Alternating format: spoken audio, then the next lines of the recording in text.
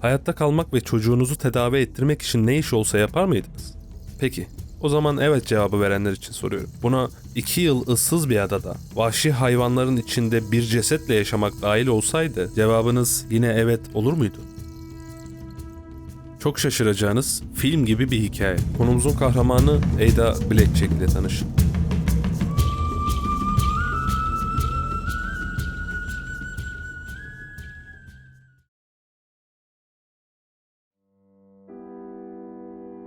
Ada, Alaska'nın kuzeybatısında Spruce Creek'in ücra bir köşesi olan Solomon'da bir Inupiaq yerleşkesinde 1898'de doğdu. Inupiaqler en kısa tabiriyle Alaska'nın Eskimo'ları diyebiliriz. Inuit yani Inupiaqler Alaska'nın tek Eskimo halkı olduğu için Alaska Inuitleri olarak da biliniyor. Fakir bir ailenin çocuğu olarak dünyaya gelmişti. Trajik hayatına ilk adımı zaten doğarken atmıştı ama bu yeterli gelmeyecek. Ada henüz 8 yaşındayken babası yokluktan dolayı bozuk bir eti bir şey olmaz umuduyla yedi ve parazitler sebebiyle hayatını kaybetti. Babasının ölümünden sonra annesi ona bakamayarak yakınlardaki Nome kasabasına Hristiyan misyonerlerin bulunduğu bir yatılı okula gönderdi. Ada'nın okuma yazması yoktu ve İngilizceyi neredeyse konuşamıyordu. Gittiği yatılı okulda İngilizce okuma yazmayı az da olsa öğrenebildi. Dikiş dikmeye başladı ve kendi kabilesine özgü yemekler dışında farklı yemekleri pişirmeyi öğrendi. Bu tür misyoner okulları baskıcı ve yabancılara karşı zorba tutumlarıyla bilinir. Fakat Ada zorbalıklara maruz kalsa da teknik olarak öğrenme içgüdüsü ona okulda geçirdiği yıllar içerisinde bir şeyler katabilmişti. Aradan geçen 8 yılın ardından Ada 16 yaşına geldiğinde misyonerlerin teşviğiyle yerel bir kızak sürücüsü olan Jack Blackjack ile evlendirildi. Evliliğiyle birlikte yine aynı bölgede 65 kilometre uzaklıktaki Seward Yarımadası'na taşındılar ve orada yaşamaya başladılar. Ada'nın hayatında tam anlamıyla trajedi eksik olmuyordu. Evlendirildiği kocası iyi bir adam değildi. Zaman zaman Ada'yı dövüyor, hatta onu aç bıraktığı bile oluyordu. Bu kaosun ortasında Ada 2 çocuk doğurdu. Fakat ikisi de doğum sırasında veya doğumdan hemen sonra öldü. 20'li yaşlarına adım atamadan yaşamadığı kalmayan genç kadının 3. çocuğu Bennett sonunda ölmeden dünyaya gelmiş ve hayatta kalmayı başarmıştı. Ama genç kadının çektiği zorluk bu kadarla kalmadı. Oğlu henüz 3-4 yaşlarındayken Ada'nın kocası onları terk ederek yoksulluk içinde bırakıp gitti. Bu durumun üstüne bir de oğlunun kronik tüberküloz hastası olduğunu öğrendi. Ada'nın bir şey yapması lazımdı. Ve Ada oğlunu sırtına alarak dönem şartlarında onu yürüyerek 65 kilometre taşıdı ve eskiden yaşadığı yer olan Nome'a geri döndü. Döndüğünde büyük bir hayal kırıklığıyla karşı karşıyaydı. Ada geri döndüğünde Nome çok değişmişti. 1900'lerin başında bir önceki videoda Marias katliamında bahsettiğim altına hücum olayı buraya da sıçramıştı. 1920'de Nome 13.000'e yakın nüfusa sahipken yağmalamalar, çıkan doğal afetlerle yıkılan demiryolları sebebiyle nüfus 1921'de Ada geldiğinde 800'lere kadar düşmüştü. Kanalizasyon yok, içme suyu bulmak çok zor, düzgün yaşayabilmek imkansıza yakındı. Misyonerlerden öğrendiği dikiş dikme becerisiyle hayatta kalabilmek ve oğlunu tedavi ettirmek için çalışmaya başladı. Fakat Ada çocuğu Bennett'a yetemiyordu ve şartlar rezalet durumdaydı. Oğlu açlıktan ölmesin diye onu bir yetimhaneye vermek zorunda kaldı. Kendine çocuğunu oradan geri almak için söz verdi. Yaşayacaklarını bilmeden bir süre hayatta kalma çabasına devam etti. Belki bir umut ışığı, belki biraz şans ile bir şeyler değişebilir miydi? Ada normal bir hayata kavuşabilecek miydi?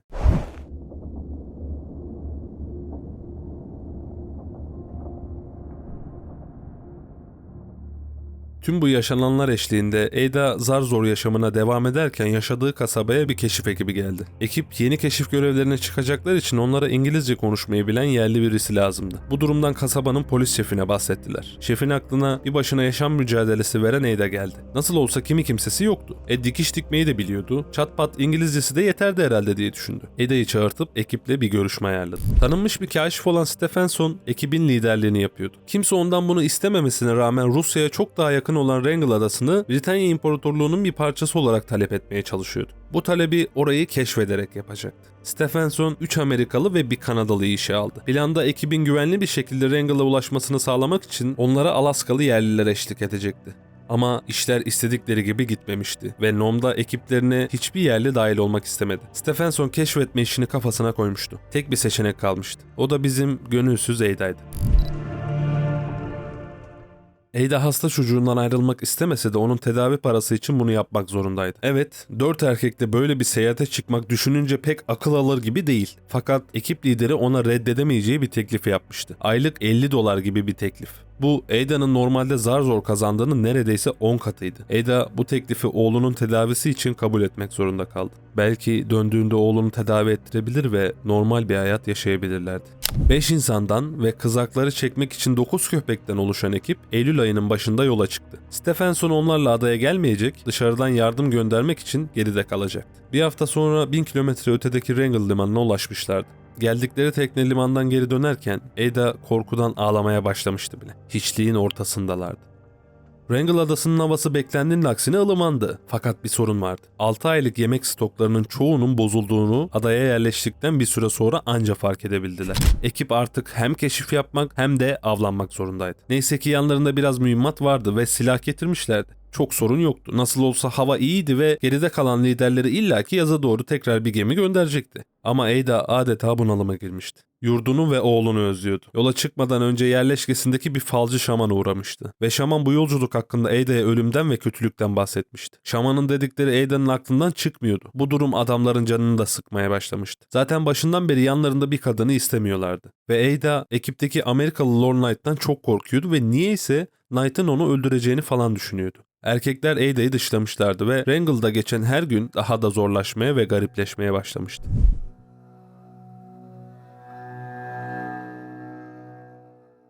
Ada artık bunalıma ve dışlanmaya daha fazla dayanamıyordu. Kendini öldürmeyi düşünse de oğlu aklına gelince vazgeçti. İyice psikolojisi bozulmaya başlamıştı. Uyku uyuyamıyor, sanrılar görüyordu. Erkeklerin arasında da dalga konusu olmuştu bu durum. Onu kandırıyor ve alay ediyorlardı. İşin boyutu farklı yerlere kaymaya başladı. Ada'ya yemek vermemeye başladılar ve onun müthiş soğuklarda dışarıda kalmasını istediler. Adamlar o kadar ileri gittiler ki genç kadını kamptaki bayrak direğine bağladılar ve kendine gelmezse kırbaçlayacaklarını söylediler. Ada alt üst olmuştu. 4 yabancı adamla, toprakla bağlantısı bulunmayan Wrangell adasında bir başına psikolojik işkencelere maruz kalıyordu. Ekibin tahmin ettiğinin aksine kış iyice kendini göstermeye başlamıştı. Bununla birlikte ekipteki 4 adam da haliyle zayıflamaya ve yeteri kadar besin tüketememeye başladılar. Tabii açlığı en çok hisseden Ada'ydı. Genç kadının yaşadığı travmalar bitmek bilmiyordu. Haberi yoktu fakat bulunduğu ada dünyanın en yoğun kutup ayısı popülasyonuna sahip adasıydı. Ve Ada'nın kutup ayılarına karşı fobisi vardı. Aylar geçiyor ve Ada bir kutup ayılarıyla, bir adamların ona yaptıklarıyla, çocuğunun özlemi ve nasıl olduğuna dair merakıyla boğuşuyordu. Adaya gelmeyen ekip liderinin yardım göndermesi gerekiyordu. Lider bir gemi gönderdi fakat yaz mevsimi gelmesine rağmen gönderdiği gemi buzullarla çevrilmiş olan adaya ulaşamadı. Tek çare beklemekti. Fakat günler, aylar geçti. O gemi hala gelemedi.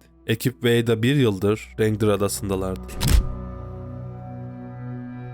Kış tekrar geldi. Zaten ekip ruhsal olarak batmış bir haldeyken fiziksel olarak da çökmüşlerdi. Avlayacak hayvan bulamıyor, yeterli beslenemiyorlardı. Özellikle Ada'nın en çok çekindiği Amerikalı Knight adlı kaşif hiç iyi değildi. C vitamini eksikliğinden kaynaklanan üskorbit hastalığına yakalanmıştı ve durum ciddiydi. Erkekler Knight'ın durumunun daha da kötüye gitmesiyle bir çare aramaya koyuldular. 1923'ün Ocak ayında hava eksi 50 dereceyken kızakla Sibirya'ya yardım getirmek için yola çıktılar. Ada'yı Knight'a bakması için arkalarında bir başına bırakıp gittiler. Ada Knight'la tek başına hiçliğin ortasında bir başına kala kaldı. Knight zaten hastaydı, yani hiçbir işe yaramazdı. Ada giden 3 adamın da görevini üstlenmek zorunda kaldı. Artık keşif falan hiçbir amaç kalmamıştı ortada. Tek amaç ölmemekti. Ada artık kendi başına tuzaklar kurmayı öğreniyor. Tilki, kuş, fok ne bulursa yakalamaya çalışıyordu. Yerli olmasına rağmen ailesi tarafından hiç yetiştirilmemişti. Ömründe eline hiç silah almamıştı. Onu da orada kullanmayı öğrendi. Knight çok zayıf düştüğü için Ada onun yerine Knight'ın günlüğünü yazmaya başlamıştı. İlk yazdığı şey biraz ördek avlamak için kampın diğer tarafına gidiyorum oldu. Bir yandan çok korktuğu ayıları uzaklaştırmaya çalışıyor, bir yandan da yakacak odun bulmak için çırpınıyor. Bunların üstüne kampa gelip yemek yapıyor ve ondan nefret eden Knight'a bakıyor. Ayrıca düşkün adamın altını temizliyordu. Knight kötü bir insan olsa da yanında kalan tek insandı ve Ada çaresizdi. Bulduğu yemeklerin büyük kısmını iyice zayıf düşmüş, bir deri bir kemik kalmış Knight'a veriyordu. Fakat Knight hasta yatağında bile Ada'yı azarlamaya, yeteri kadar bir şey yapmadığına dair yakınmaya devam etti. Ada da hastalık belirtileri göstermeye başlamıştı. Artık yeteri kadar çalışamıyordu. Ada'nın yanındaki tek insan artık çok kötüydü. Hastalığının üzerinden 6 ay geçen Knight, Haziran'ın sonunda hayata gözlerini yumdu. Ada'nın Knight'ı ölmüş olduğu uyku tulumundan çıkarmaya gücü yetmedi. Bedeni vahşi hayvanlardan korumak için etrafını tahtalarla barikat yaptı ve artık ana çadırda yaşayamazdı. Depo çadırı olarak kullandıkları yerde kalmaya başladı. O gün günlüğüne bu hayatımın en kötü günü yazmıştı. Belki erkekler geri dönerdi. Onu orada bırakacak halleri yoktu ya. Hem arkadaşları da geride kalmıştı nasıl olsa. Bir kışı daha burada bu zalim, soğuk ve ıssız yerde geçirmek zorunda kalırsa ne olurdu ona? Bennett nasıldır acaba şu an? Belki tüberkülozu geçmiştir, iyileşmiştir. Ekip liderinin gönderdiği yardım da ulaştı mı tamamdır. O zaman yurduna geri dönebilir.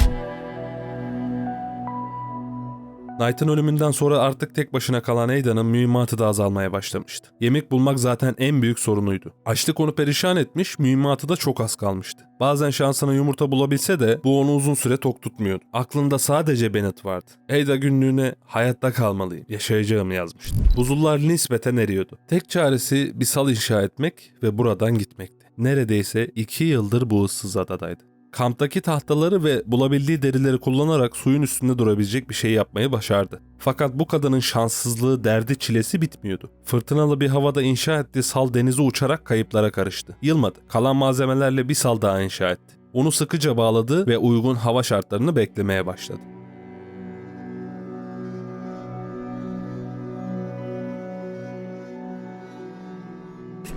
Knight'ın ölümünün üstünden 2 ay geçmişti. Hava şartları suyun üstünde zar zor duran salı için iyi değildi. Zor yemek buluyor ve 2 aydır yan çadırında bir cesetle yaşıyordu. Kafayı yemek üzereydi.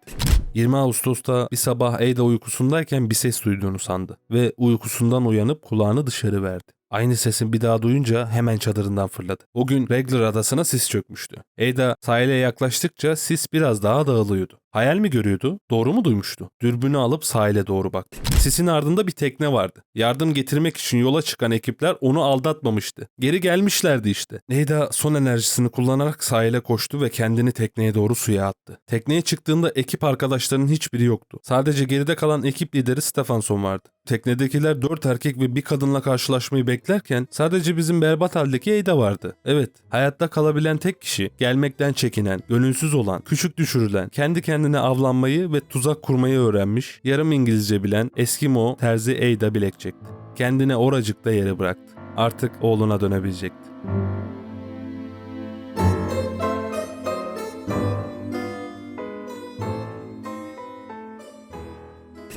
Ada Blackjack 2 yılın ardından tek başına kaldığı o lanet adadan kurtulmuştu. Diğer adamlardan hiçbir zaman haber alınamadı. 31 Ağustos 1923'te Nom'a döndüğünde herkesin dilindeydi. Artık herkes ona dişi Robinson Crusoe diyordu. Bunların hiçbiri Ada'nın umurunda değildi. Tek derdi oğlunu geri almak ve tedavi ettirmek.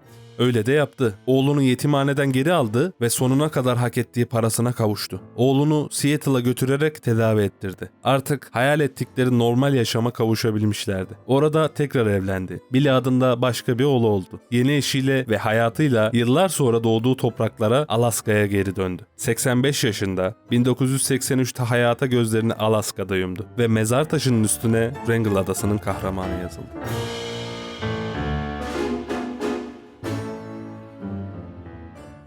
Evet, film tadında bir hikayeydi bence. Metni yazarken kendi kendime şaşırıp durdum. Sizce nasıldı? Böyle bir adada bu durumda tek başınıza kalsaydınız ne hissederdiniz? Yorumlarınızı bekliyorum. Videoyu sevdiyseniz abone olmayı ve beğenmeyi unutmayın. Dikkat edin ve bir sonraki videoya dek iyi olun.